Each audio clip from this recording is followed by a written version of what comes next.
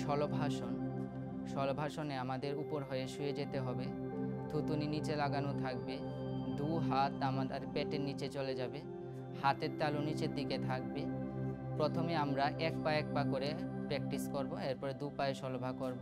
প্রথমেই তুলতে হবে আমাদের বা পা স্থলভাষণ, যার যতটুকু উঠে শ্বাস নিয়ে আমরা পা তুলব এবং এখানে আমরা 10 সেকেন্ড কাউন্ট করব মনে মনে, এরপর রেখে দেব। এরপর আবার আমরা সেমভাবে বা পা ডান পা তুলব। ডান পা আমাদের বেশি উঠাতে হবে না, যার যতটুকু হয়। এখানে আমরা সেম 10 সেকেন্ড রাখবো, এরপর ছেড়ে দেব।